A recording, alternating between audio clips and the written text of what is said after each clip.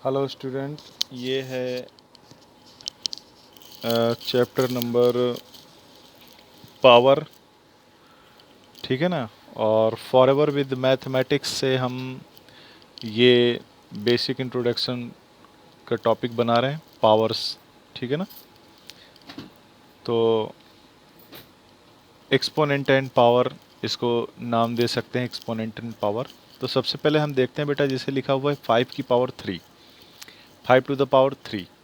तो ये 5 के ऊपर जो 3 लिखा इसको हम कहते हैं पावर भी कहते हैं और इंडेक्स भी कहते हैं। पावर कहो या इंडेक्स कहो। और नीचे जो 5 लिखा है इसको हम बेस कहते हैं। अच्छा, 5 टू द पावर 3 का मतलब होता है 5 इंटू 5 मतलब बेस की पावर में बेस के ऊपर जो भी लिखा होता है नंबर, इसका मतलब होता है उस नंबर को उतने टाइम लिखना। जैसे बेस के ऊपर लिखा 3, इसका मतलब हमें बेस को 3 टाइम लिखना है। तो 5 को हमें 3 टाइम लिखना है। 5 इंटू 5 कितना हो जाएगा? 125। अब हम बात करते हैं बेटा positive integral exponent of rational number.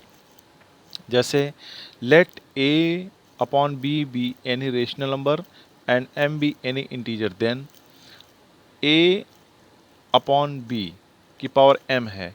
तो इसका मतलब इसको हमें एम टाइम्स लिखना है। कितने टाइम्स लिखना है? M time. अब हम क्या कर सकते हैं, जैसे यहाँ पे a upon b power m. ठीक। तो अब हमने क्या किया, ए इंटू ए, ये ऊपर ए की मल्टीप्लाई कर ली, नीचे सबकी बी की मल्टीप्लाई कर ली। तो हम चाहें तो इसको क्या कर सकते हैं, ऊपर ए कितनी बार है? M time. तो ए की पावर एम भी हो सकता है, इसको लिख सकते हैं, और नीचे भी बी की पावर एम लिख सकते हैं। ठीक है ना बेटा।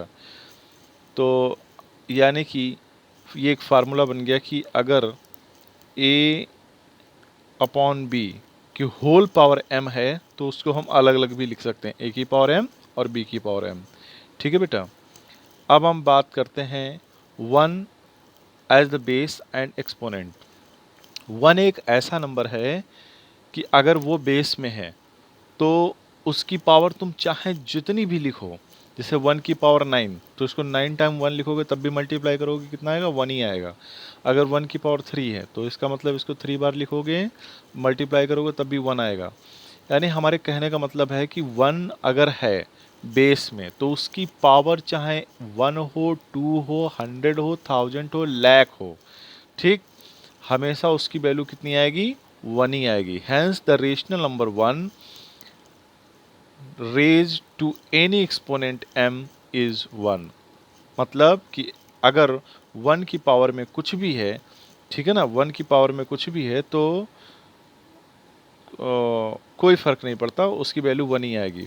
अब सेकंड पॉइंट क्या? Any rational number raise to the exponent 1 is the number itself.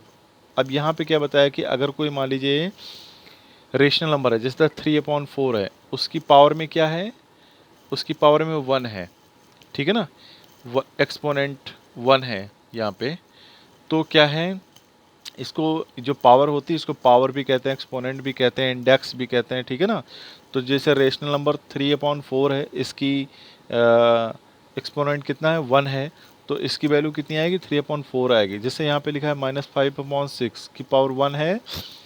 तो अगर पावर 1 है तो क्या क्या आंसर में आएगा? वही नंबर आएगा बेटा, क्योंकि 1 से कोई फ़र्क ही नहीं पड़ता। अगर किसी की पावर 1 है तो उससे कोई फ़र्क नहीं पड़ता। मेरा कहने का मतलब ये था बेटा। ठीक। अब हम बात करते हैं बेटा सेकंड पॉइंट नोट में। Note, if any rational number has no exponent index or power, this means that is the power 1। मान लीजिए कि अगर कोई नंबर, जैसे यहाँ पे लिखा है 5, तो यहाँ पे 5 की पावर में कुछ भी नज़र नहीं आ रहा। ठीक है ना। तो जब कुछ नहीं लिखा है तो उसकी पावर बेटा 1 मानी जाएगी। ध्यान रखना, 1 मानी जाएगी। यही यहाँ पे बताया गया कि if any rational number has no exponent, अगर उस कोई रेशनल नंबर है उसमें कोई एक्सपोनेंट नहीं है, कोई इंडेक्स नहीं है या पावर नहीं है, तो वहाँ पे पावर 1 मानी जाती है। एक बात और ध्यान देने वाली है, अगर कोई रेशनल नंबर है, अगर मान लीजिए कोई नेगेटिव रेशनल नंबर है या कोई भी इंटीजर है, ठीक है ना, कोई भी नेगेटिव नंबर है, उसकी पावर अगर इवन है तो हमेशा सॉल्यूशन जो आंसर आएगा पॉजिटिव आएगा। अगर कोई नंबर नेगेटिव है, उसकी पावर ऑड है, तो हमेशा आंसर नेगेटिव आएगा। ये बात तुम्हें बहुत अच्छी तरह से याद कर लेनी चाहिए। ये बात बहुत इम्पॉर्टेंट है बेटा, ठीक है, बहुत इम्पॉर्टेंट बात।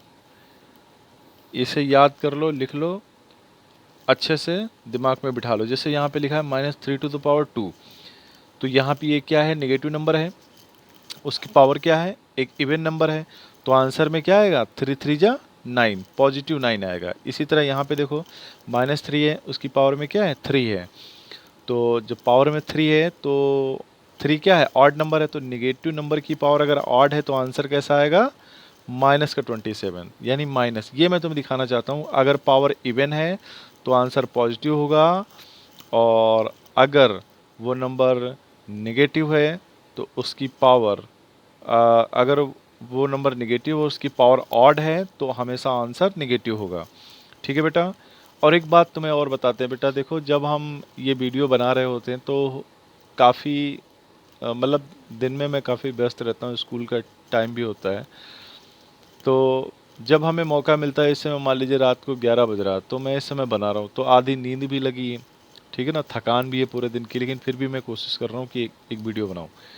तो यहाँ पे क्या है कि बेटा कभी कभी हम भी इंसान हैं, गलतियाँ हो सकती हैं। जैसे कैलकुलेशन में कभी कोई मिस्टेक हो गई, या हमने कभी कोई क्वेश्चन गलत तरीके से पढ़ लिया, ठीक, और एक्चुअली हमारे पास बुक वुक है नहीं, तो हमें इस लॉकडाउन में ये सारे वीडियो मैं बना रहा हूँ, तो हमें मोबाइल पे पीडीएफ मिल जाती, तो उसके सबसे पहले हम क्वेश्चन नोट कर लेते हैं।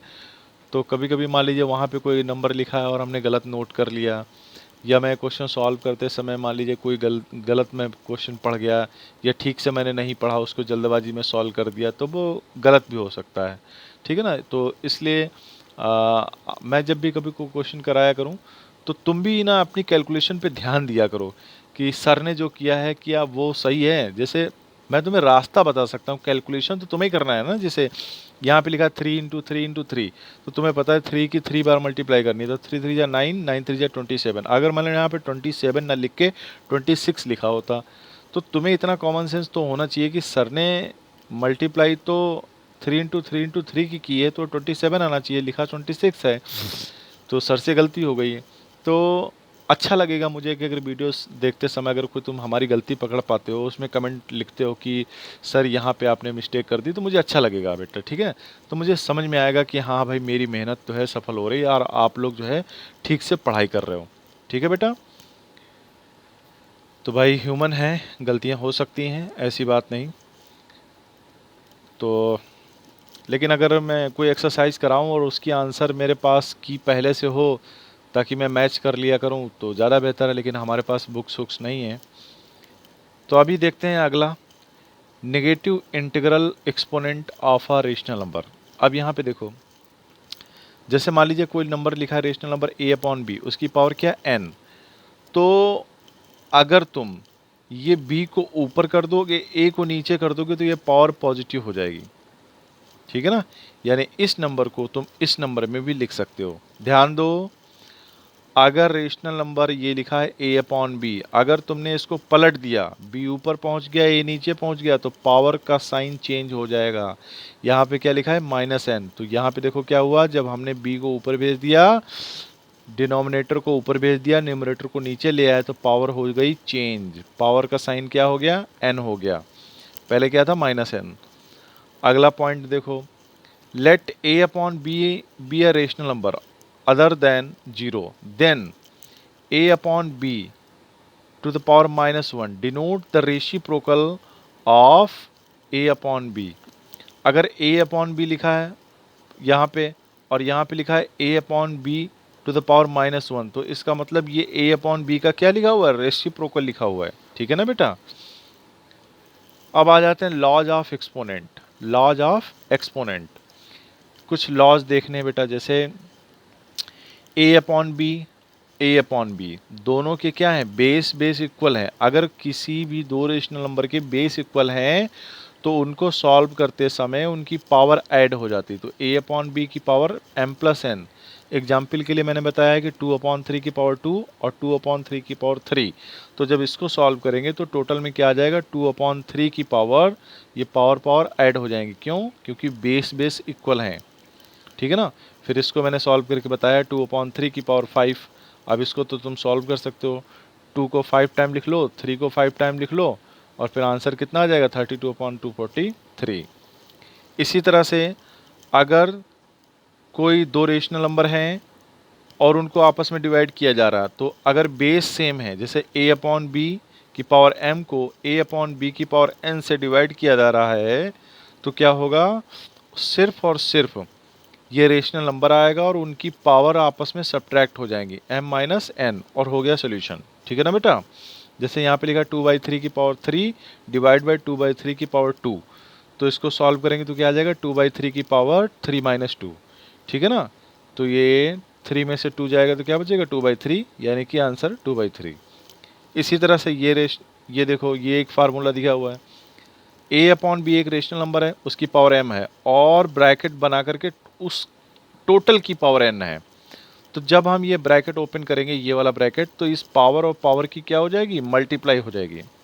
एग्जाम्पल के रूप में यहाँ पे देखो, जैसे 2/3 लिखा है, उसकी पावर 2 लिखी हुई है, और उसकी होल की पावर 3 लिखी हुई है। तो जब हम ये वाला ब्रैकेट हटाएंगे तो 2 और 3 की पावर की मल्टीप्लाई हो जाती है, ठीक है। तो 2/3 इंटू 2 3 जा 6, ठीक है बेटा। अब यहाँ पे देखो अगले में, जैसे यहाँ पे लिखा हुआ a/b इंटू c/d, दो रेशनल नंबर हैं, अंदर ब्रैकेट के अंदर, बड़े ब्रैकेट के अंदर, और उसकी पावर n लिखा हुआ है। तो जब हम इस ब्रैकेट को ओपन करेंगे तो बेटा ये n इसकी भी ऊपर आ जाएगा और इसके ऊपर भी आ जाएगा, यानी a/b की पावर n और c/d की पावर भी n। अगर तुम इस ब्रैकेट को हटाते हो तो ये जो पावर है इन दोनों में इक्वली बढ़ जाएगी, ठीक है ना। मतलब ये n यहाँ पे भी आ जाएगा और n यहाँ पे भी आ जाएगा, ठीक है ना, क्योंकि अभी ये पावर कॉमन है ना दोनों की। और लेकिन अगर ये ब्रैकेट हटा दोगे तो ये पावर इस पे भी आ जाएगी, इस पे भी आ जाएगी, जैसा लिखा हुआ है। ये बेटा फार्मूले हैं, जैसे यहाँ पे मैं तुम्हें बता रहा हूँ 2/3 और इंटू 4/5 की पावर में 2 लिखा हुआ है, तो ये आ जाएगा 2/3 की पावर 2 इंटू 4/5 की पावर 2, ठीक है ना। अब यहाँ पे एक क्वेश्चन देखो, जैसे लिखा a/b डिवाइड बाई c/d की होल की पावर n है, तो वही बात यहीं की तरह ही, ये n इसकी भी पावर में आ जाएगा और इसकी भी पावर में आ जाएगा, और ये जो साइन चल रहा है उससे कोई मतलब ही नहीं, ठीक है ना। ये भी एक तरह के फार्मूला है, ठीक है बेटा, बात समझ में आ रही है। तो अब यहाँ पे देखो बेटा, जैसे यहाँ पे लिखा है a/b की पावर n, तो मैंने क्या बताया था कि अगर ये रेशनल नंबर है ना, इसको अगर पलट दो, b ऊपर पहुँच जाओ, a नीचे ले आओ, तो ये जो पावर है, ठीक, उसका साइन चेंज हो जाएगा। अभी साइन कैसा है, माइनस का n है, बाद में कैसा हो जाएगा, प्लस का n हो जाएगा, ठीक है ना। तो मैंने एग्जाम्पल भी बताया, जैसे 2/3 की पावर -4 लिखा हुआ है, अभी क्या करो, 3 ऊपर भेज दो, 2 नीचे भेज दो, तो पावर कैसी हो जाएगी, प्लस की हो जाएगी। यही काम रिवर्स में भी है, इधर से ऐसे करोगे तो ये मिल जाएगा, लेकिन ऐसे करोगे तो ये मिल जाएगा, ठीक है ना बेटा। और एक चीज़ और, कि अगर बेटा कभी भी कोई रेशनल नंबर है, उसकी पावर अगर 0 है तो हमेशा उसकी वैल्यू कितनी आएगी, 1 आएगी। जैसे 2/3 है, उसकी पावर 0 है, तो वैल्यू कितनी आएगी, 1 आएगी, ठीक है ना। या मान लीजिए -4/5 है, उसकी पावर 0 है, तो कितना आएगा, 1 आएगा।